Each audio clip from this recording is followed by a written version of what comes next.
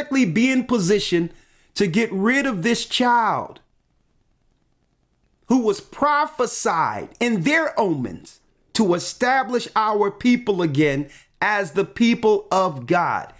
All through the annals of Rome, Christ is written, not just the Bible.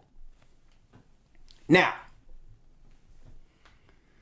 the context of this passage is the 6-day great fire of Rome that burned much of the city in 64 during the reign of the Roman Emperor Nero. The passage is one of the earliest non-Christian references to the origins of Christianity. The execution of Christ described in the canonical Gospels, and the presence and the persecutions of Christians in first century Rome. So really technically, the fall of our people in Jerusalem started around 64 AD when Nero, an Edomite, a Roman emperor, burned cities in Rome only to blame it on our people, the Jews, the Israelites, the blacks who were in Israel. He created a false flag so that now he would have a pretext to do what? Place Roman military within the borders of Jerusalem. See? He would cause the chaos and through it pass legislation that would press our people, just like anything you see today, which led to the fall of Jerusalem under Vespasian and Titus, 70 AD. And those who believed in Christ began to run into different parts of Africa and different parts of the earth, Morocco, different areas, to flee from the Roman persecution. This is history.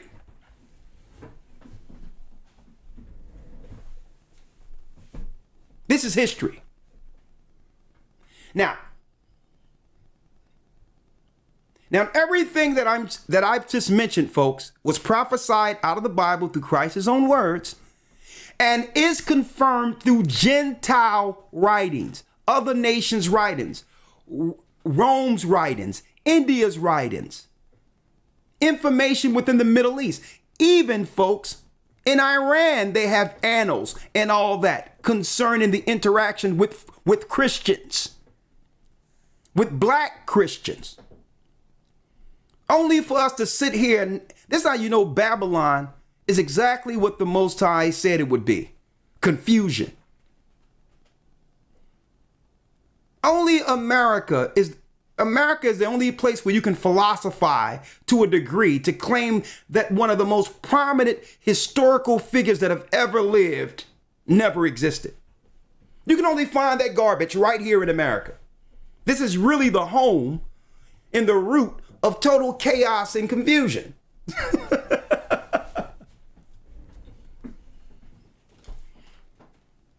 More. Let's get more here. Scholars generally consider Tacitus' reference to the execution of Jesus by Pontius Pilate to be both authentic and historical value as an independent Roman source. An independent Roman source. This have nothing to do with what? Biased according to those who believe in the Bible. He have no stake in the game. He has no, he don't have no fighting again, no horse in the race. This is just historical information where a senator was actually a historian doing what? Chronologizing and breaking down and writing history he witnessed, which was politically affecting Rome. The same way today you have the government, like the Southern Poverty Law Center and all these others who realize the truth of us being Israelites, has now affected the earth, religions and everything politically. And by doing so now, they have to now write about Israelites. See, they have to write about it because it's affecting their agendas politically. Well, that's the same thing that was going on during the time of Rome.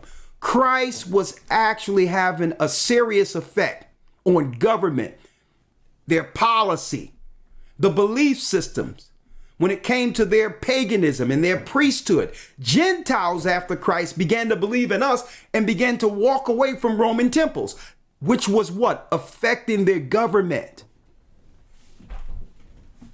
More. Let me just stay here.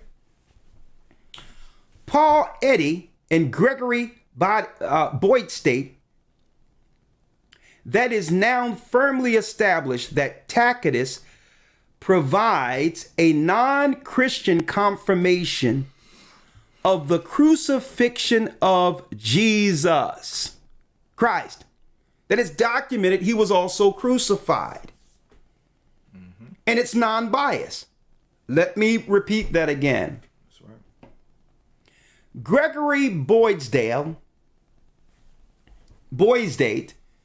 that is now firmly established with Paul Eddy that Tacitus provides a non-fiction confirmation of the crucifixion of Jesus. His true name is Yashaya, but we're going to use this just for edifying. Historian Ronald Miller has stated that the Annals is Tacitus' crowning achievement, which represents the pinnacle of Roman historical writing. See? Facts are stubborn. The pinnacle of Roman, why would they need to write about Christ, folks? Because he was affecting the politics of Rome. Right? Scholars view it as establishing three separate facts about Rome around the time of AD 60, that there was a sizable number of Christians in Rome at the time, that it was possible to distinguish between Christians and Jews in Rome. You know why it was possible to distinguish between the two? Because the Jews and Israelites were black. That's why you can distinguish between the two. You don't have someone put on different types of clothing and differentiate them because of the clothes they have on. Well, he's wearing fringes and this guy is wearing a suit, so they must be different ethnicities. That's not how you do it. They were able to be distinguished in Rome because the Israelites during that time were distinguishably different in what? Appearance. It was our people. So that's why we were able to be distinguished. Talking about they were able to be distinguished at that time. Why? Because the Israelites, according to the Bible, were and are people of color. Black people, if you want to really make it clear. Not no Middle Eastern look and all that other stuff they try to do what? To muddy the waters.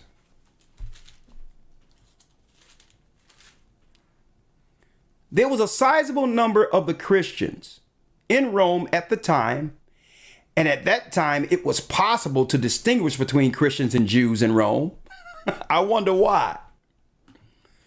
And that at that time, pagans made a connection between Christianity in Rome and its origin in Roman Judea.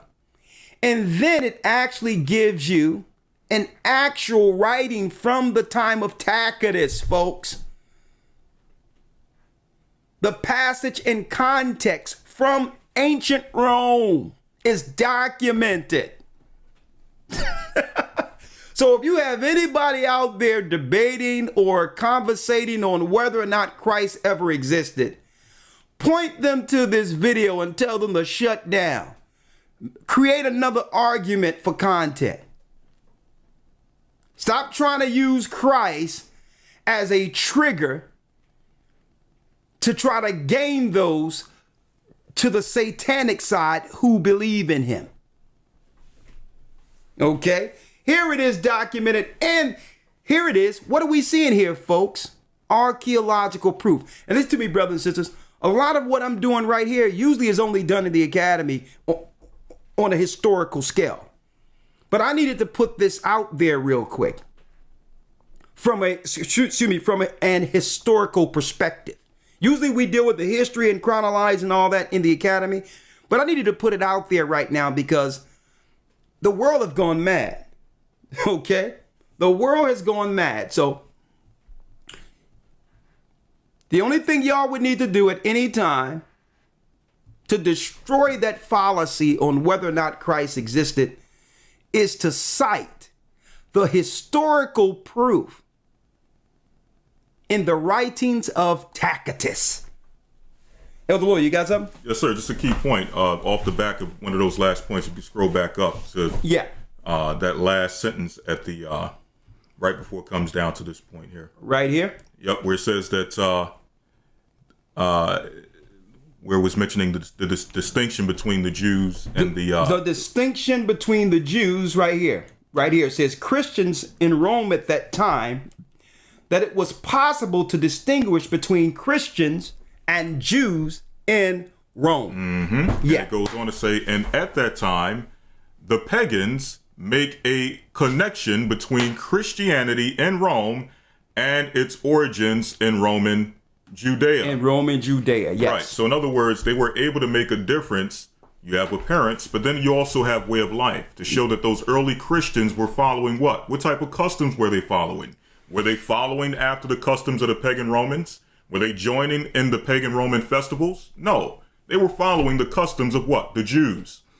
When you read this here in 1 Peter 4:3, it shows you that the way of life of those who believed in Christ, they were pulling out of, those who were being converted, they were pulling out of the way of pagan Rome and living more closely to the way of what? The Israelites and their customs. 1 Peter 4:2 says that he no longer should live the rest of his time in the flesh to the lust of men, but to the will of God. For the time past of our life may suffice us who have wrought the will of the Gentiles. So before they were being converted into the teachings of Christ, many of the Jews and Gentiles as well were living as Gentiles. How so?